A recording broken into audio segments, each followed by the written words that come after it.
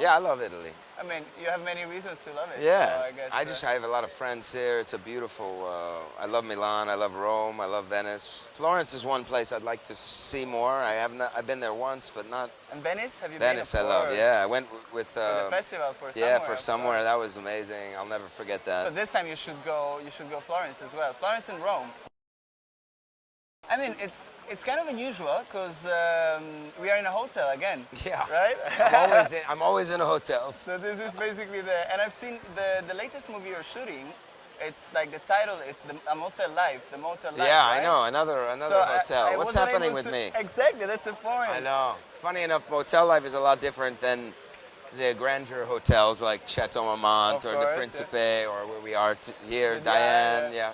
But the motel life is based on a novel it takes place in '96 in Reno, which is outside Las Vegas, and all they have is motels. Yeah, I've been there. And so it's a story of these two brothers that can't afford to live in an apartment, and pay rent, so they're able to get a motel room for a cheaper price, and have somewhat of a life, and a living space. And it's a beautiful movie with Emile Hirsch and Dakota Fanning, and I think it should come. I'm waiting to find out. It might be in Venice this year. I'm waiting to find out. Cool. Or Toronto. I think they're playing a political game right now, but we see. What would you like the most? I'd rather go to Venice. Yeah, I'd go to Venice and Toronto. Exactly. That's the Yeah. point. It's kind of interesting because you worked with the sister of Dakota in Somewhere, so now Yeah. you're getting the whole family basically, and Yeah. you're playing her dad. So I know. basically it's like, I'm playing Elle's dad, and then Dakota plays Emile Hirsch, who's my younger brother in the movie's girlfriend, and she's amazing in the movie. She's really like an older, like a grown-up Dakota, because we've seen her in so many great movies as a child. Now Alright. Elle's, becoming a woman. I mean, those girls are Elle is the new really Dakota, special. and Dakota is getting older. Yeah. They're a special family. Really, a lot of talent in that family. Have you met the family itself? Yeah, I met the parents. Really? Yeah, I met the father and the mom, Joy. I met Grandma. I've met all of them. Alright. It's Dakota and I didn't work as intimately as I worked with Elle because we worked for months together. Dakota was there for a few weeks on the movie. She does more of a supporting part in the film. Okay. But they're fantastic. Great girls, great family, and really, great actresses. You know what happened? I'll tell you a little anecdote. Mm. When I watched Somewhere, I was in a moment. I'll tell you because I think it's kind of a pleasure for you. I was in a kind of moment, like kind of lost in my life in a way. So when I watched the movie, and I watched it like, let's say, at night, in the morning I woke up and I've decided to go to Bulgari, which is an hotel here in Milan, and to spend the day No. exactly as your character As Johnny did. Marco. Yeah, as Johnny Oh, Marco. wow. So I basically stayed there like from 2 o'clock. I started drinking and just, to figure Relaxing. out this whole, more of relaxing. It was more of this kind of narcissistic, Yeah, find this like other place where you can kind of Yes, indulge and and this is something you really feel in that movie. Absolutely, and it's because of you. So it's Cool, man. it's amazing. No, it's really something that touched me Yeah, deeply. Just me because too. maybe That it's- movie touched me, and in so many ways, because there was so many different things. Not only the movie, but the time in my life was a very intense time in my life. I lost my mother right before Sophia gave me that part. She always said, my mom always told me, you got to play a father. I want you to play nice guys again. It's okay if you have problems or you're flawed in the movie, but I want you to play, a hero. I don't want you to play the villain all the time. And I would always listen to my mom and say, yeah, but Mom, I'm going with what Hollywood give me. I'm not the boss of the world. I don't know what that director's going to do and give me what part. And then ultimately, out of nowhere, in my worst moment, Sophia came with this beautiful gift, and that really uplifted me from this very dark place that I was going into, because it still affects me every day. I miss my mom every day, but I think this movie saved me in a way. So not only did it, I think, affect people like you and affect me as an artist, but it affected my life as a Stephen as well. And that's something I'll never forget. No movie's done that for me, and I've done a lot. And that's something I really thank Sophia for, and I think my mom somewhere is guiding me, because even she always told me, I reminded her, my mom always used to say, oh, Stephen, you remind me so much of my favorite, Steve McQueen, and I'm like, well, come on, Mom, he's older than me, what do you mean? And she would tell me that when I was young, and funny enough, this Hogan campaign was kind of inspired by, you know, McQueen, Rock Hudson, the Marcello Mastroiannis, the Jimmy Deans, you know, this kind of old movie star, but like the real man, you know. And I feel like, in a way, doing this is, again, my mom somewhat kind of just looking down on me in a weird way. And so I love coming here. Which you know? is amazing, no? To be driven by such a Yeah, powerful I never figure really as- would have ever believed that kind of thing, but I have to kind of believe it because I'm looking at the situations and it's very real. We were talking about icons. Mm. And again, no, relating to this thing of the movie stays forever, your mom was telling you about Steve McQueen, and that's Yeah. because of it, you know, because he Yeah. stays there. And you mentioned Mastroianni. I know you kind of like old kind of stuff as well, you know, old movies or old Yeah. music. So what do you think? You know, it's such a shame for me because I'm Italian, and I've never seen 8 and a half. Ah. No, wait. I've watched it like 2 months ago, and I realized how amazing is that movie. Yeah. I want to know like your whole impression about these iconic figures that basically, in my opinion, are building Italy right now because we would be no one without them, you know, like such Yeah, as because the Mastroianni new or- Italy is not as It's not exciting. as Right, iconic. no, I mean, the new America is not as exciting Of as when course. Jack Nicholson and Warren Beatty were But tearing we it have up. you now for the new America. Please, I'm trying. Steven, come on. Yeah, but tell Hollywood. I'm hoping I can try to deliver something. I told somebody else that. I mean, for me, I wish I was alive in the 60s. You know, I feel like I was You would rock. much more attracted to that world, and I feel like our world is much more boring, and TV culture and reality TV and all this other stuff I don't understand and I don't find interesting. And you know, if I can try to turn out a great film every couple years, that would be my dream. You know, because I want to leave. When I leave, I want to leave a nice. You know, maybe some movies weren't discovered when I was alive, but they're rediscovered later. You know, who knows? Yeah, you know, of I've made some really interesting films, some that have been very successful, some that haven't, and I think that goes with a lot of actors and actresses. But yeah, I want to try to, you know, to me, iconic is originality. You know, not buying into trends, being who you are, being a real man. You know, Steve McQueen was always flawed in his movies, but he was always a hero. Marcello was, you know, just a stud. You know, I mean, the guy was romantic. He was charming. He was dangerous. He looked great all the time, even if he was in his pajamas. You know, I mean, like this kind of thing. You know, not phony. I feel like a lot of things these days is very posed, very. You're trying to be somebody. Music, you know, they're trying to be like this person when I can always identify the real artist in music, the real filmmaker, the real actor. You know, I can always feel that because it hits me. When it doesn't hit me, I know it's garbage. You know, it's trying. You know, it could look good, but it's not emotionally gonna really last. It's not gonna make you go and check into the Bulgari for a day. You know, because of some movie you watched. It's a cool thing.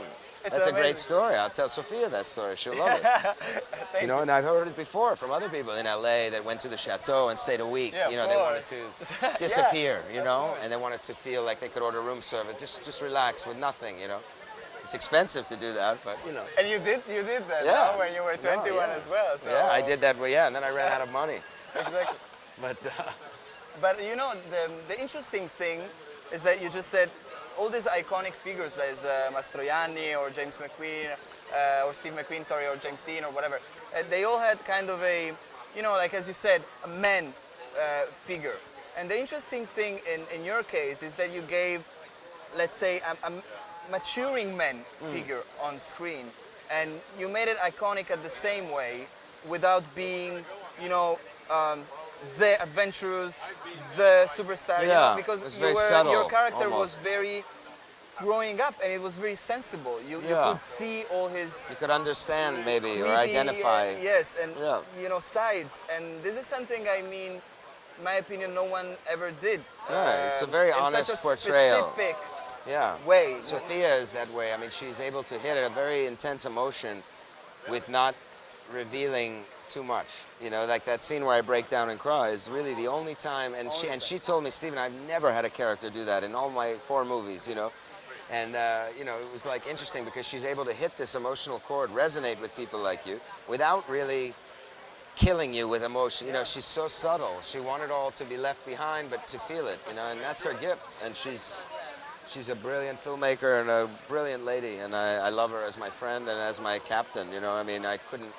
I'm so lucky to have had the chance. I only wish one day to work with her again because I got to say, movies can be fun and there are great directors out there, but Sofia, it's something special. Something special. There's nothing, no set has hit that like somewhere. I mean, I've been on maybe 8 sets since then, and that was special, man. It's different, you know. And how your way of being an artist? Because you know, I mean, you know, you have a bacon in your house. I know you like art, and I know you consider yourself more than an actor, an artist. You know, in the sense that you're of course an actor, but you consider always your job as an artistic, which it is. But you always see it as a performance in the more maybe pure artistic side and way. No. So my question is, how is your way of being artist changed? And I think it's just since somewhere, you mean? since, Or- yeah, lately, or maybe in life. since somewhere, Yeah, or in life. I think in the last few years, I've really, since my mom, frankly, Yeah, I've grown exactly. up a lot. I mean, I've tried my best to, you know, I'm still got a lot of work to do. I'm still working it out as we do in life. We all do. But I think I've become even more focused. Funny enough, when I was young and I was a little crazier and I was partying a lot, I would always be focused when I worked. So my work would never really suffer because I always took my work seriously. But now I think I take my life seriously a little more. I take Steven a little more seriously. I think about what's good for me, what's not good for me, you know, a little bit. I still smoke, I still do things I probably shouldn't, but I'm trying anyway. And you know, I think since I lost my mom, creatively as an artist, Sofia opened a lot of doors for me. I think woke a lot of, maybe some people up, reinvented myself. I'm getting great roles again, and for me, I need the roles to do what I do for a living. You know, if I don't have the part, I can't really do what I have inside, you know, so I need that great part to do what I do. And luckily, since somewhere, I have some really rich, really good films coming, and I've been working hard the last 2 years, back to back, and I have about 4 really strong ones coming, I think. So I'm excited. So it's a whole like more of a cathartic experience, basically, you know, to work Yeah. with. It's a whole. I mean, it's the whole thing process. Sofia kind of hit on with the actor, and in somewhere, it's very much a strange job, you know. I mean, it's a great job, you know, there's a lot of perks, a lot of traveling, you know, people say, oh, he's an actor, you know, it's great, but, you know, it's a very strange job, too. There are those down times where you have people around you all the time, like here, and then it will all stop. And I find myself sitting in the house or in the hotel. What am I going to do now? You know, play my guitar. Okay, I go take a drive. I mean, it's a strange thing because we don't have that rhythm of a normal life. We don't go to an office every day. We don't kind of have that foundation. An actor's job is kind of strange. You give so much and then it's over. You meet all these great people, you have a family, then it's over. 4 months, boom. Maybe you see them again, maybe you don't, because life takes you in different directions. You know, and it's surreal, but I grew up in the movies, so I've grown up playing different people and then coming back to myself and figuring out me. And so in a way, I'm trying to put a little more attention now on me now, and not as much, you know, I put it into the characters, but then put some more back into Steven. All right, you know? all right. So So let's hope by the end, hopefully I'll be okay. you know, you'll be like 100 Steve, Yeah, and then you'll be yeah. ready to. But I still love giving to the parts because that's what I do for a living, and that's in a way therapy. It's a great job. I wouldn't know what to do otherwise. And you know, something I always felt, and I want to ask you this question, is that when you're an actor, you do something, but this thing, because of the media world we live in, stays there forever, basically. Yeah. So this is something very powerful to, you know, to face your life with, because This is what I always say because on the movies, it's interesting. You get a lot of, you know, so much of making a movie is beyond just me. It's the editing, it's the crew, it's the little guy that does the sound boom, Yeah, the guy that's doing the set design, the people you don't hear about. And for me, sometimes on a movie, I feel like sometimes you get one person or 2 people that just look at it as a job. Because they'll do this movie, then they'll go to this TV show, then they'll go, because that's their job, and I understand. But for me, I hate that, because for me, every job I take, it's there forever. So whenever I have kids, or in 20 years from now, that movie will be there, that somewhere will be there. So I have to give 150% because it's my face there forever. If I don't, and I look at it as just a job, then that movie's there forever, and it's my face, and it's not as good as it could have been. So I'm always like, if anything, maybe a little too intense, but it's because of that exact reason you just said. And nobody really, I don't think people understand that when I explain it, but I'm like, this is forever, man. This is war. This is really This is forever. war. When we make a movie, it's like going to war in a way. You know, hopefully not as violent. And no, of course not. But I mean war in the sense where you don't sleep. You don't stop. You keep going. You fight when you're tired. You keep going. You know, you want it to be the best it can be. Otherwise, in 20 years, you're going to look at it oh, I could have done that differently. And I don't want to live in regretting things. I want to live like, wow, we nailed that, you know, and I want to move on to the next one. Especially because this thing is gonna go even beyond your living. Exactly. It's Which going to be is- there way past when I'm living. Oh, that guy Stephen Dorff. Oh, he could have been better in that movie. I don't want them to say that, you know. What about the latest 4 movies you have? Yeah, We I mean, have I 5 have, minutes.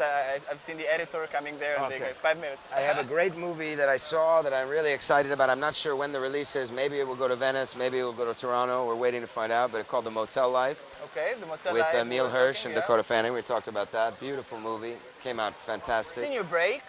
Break was a little movie that I produced with that man with the beard right over there. Oh, which It's is a movie that super I don't know when it's coming in Italy yet, because Daniela, there's no distributor in Italy, but for example, it's like #1 in Israel right now. It did very well in America. It was a small movie cool. we You did. produced it. We produced it, we Ah, made it in okay, 10 days. cool. Yes. It's one character, one location in the trunk of a car, very claustrophobic, kind of a tour de force, almost an experiment we made it as. We didn't tell my agents, we didn't tell IMDb. We made it as kind of this little experiment, exercise, and then it became a real movie. And IFC bought it in America, we've sold it around the world, but I have to find out about Italy because it's a shame because people want to see it. I've talked to a bunch of journalists and we don't know when it's coming yet.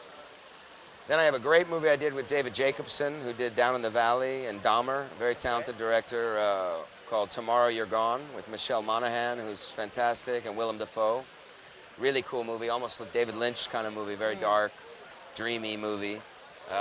That'll be in the fall or maybe early next year. All right. And then I have Zaytoun, which is a big Israeli, English-American co-production that I did with the producer of The King's Speech and the director Aaron Riklis from Israel, Super. which is kind of feels like City of God, even though that was a Brazilian movie. It kind of is an Israeli story, but with a sense of very international movie, not a movie Hollywood would have made, so that was a very unique kind of experience.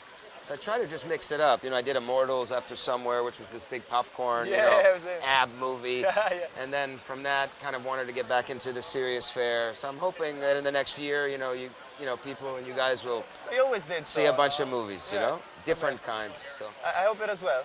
thank you, buddy. Grazie. Grazie. Thank you. Grazie mille.